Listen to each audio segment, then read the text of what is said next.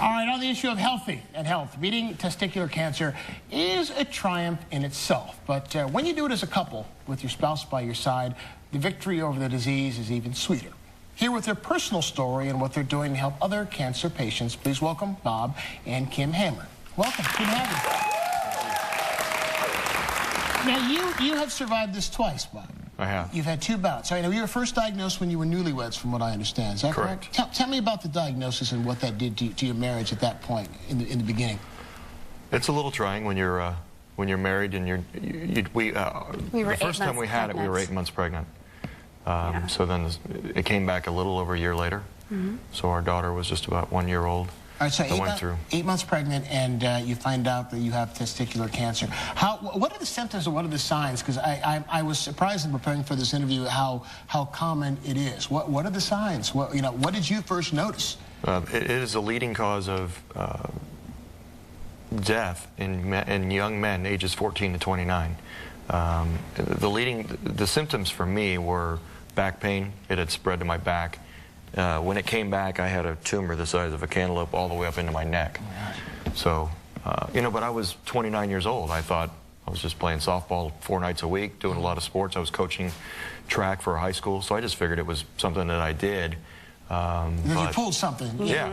And did you go to the doctor? I was reading this thing about how married men live longer than single men do, and I think that's because wives make you go to the doctor. Yep. Yeah, so it's true. I believe that's what it is. Because guys would say, oh, it'll go away, it'll stop, it'll go away. No, you need to go get that checked, and we did, and when it came back, it was, like I said, it was significant. So yeah. it was imperative that going to the doctor, having a spouse there, having a young child that was vital in our lives at the time, going through that obviously changed our lives. Let's picture your family here. Yeah.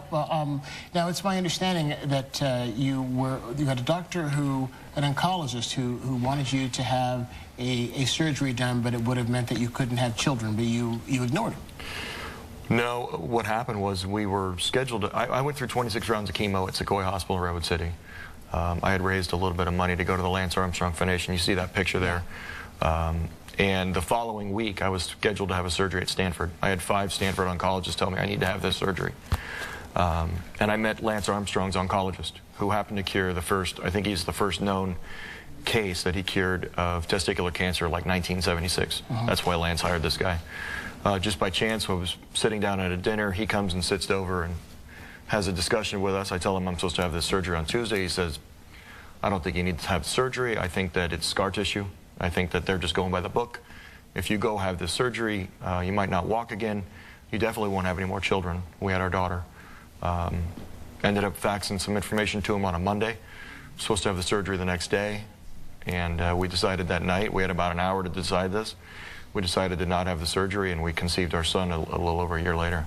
All right, Kim, tell me what it was like for you, being 8 months pregnant, and your husband just thinks that he's hurt himself, by being active, and it turns out to be something like this.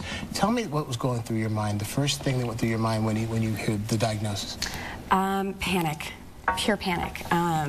You're in a whirlwind anyway when you're 8 months pregnant. your head's up in the clouds.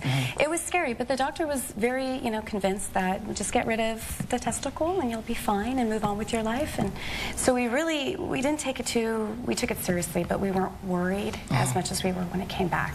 When it came back, and it came back with a vengeance, then the panic really kicked in, and was told that I needed to prepare, that we have enough money for the house and all that stuff, because they pretty much told me he was going to die. So that was terrifying.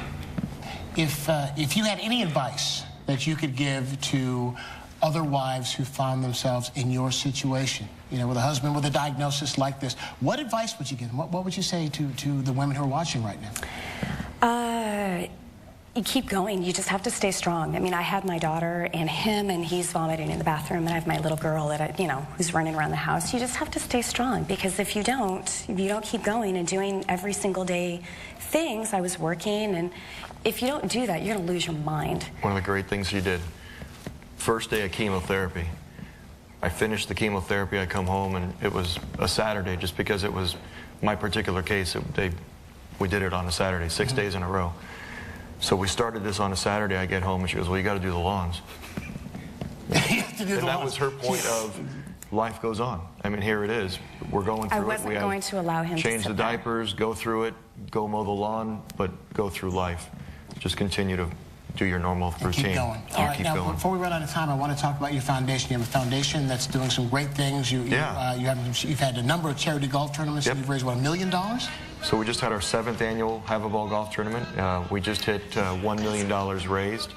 We just had 56 corporate sponsors. Our title sponsor is Amgen, of course. And we had 300 participants. We did 2 full golf tournaments in one day. It's actually gotten so big that we're doing a second event in Danville in September. And it's absolutely crazy the way that this thing has blown up. But we're very proud of it.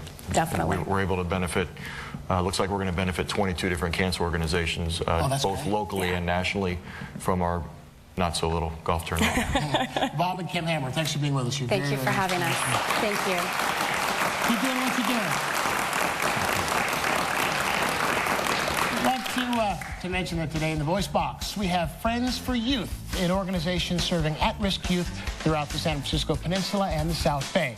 Now, Friends for Youth provides quality mentoring relationships for kids who need it the most. On Monday, the 3rd of October, they're going to host their 23rd annual Peninsula Golf Challenge, another golf challenge, a golf tournament for a great cause. And that's at Sharon Heights Golf Course in Menlo Park. So if you want to sign up, go to friendsforyouth.org.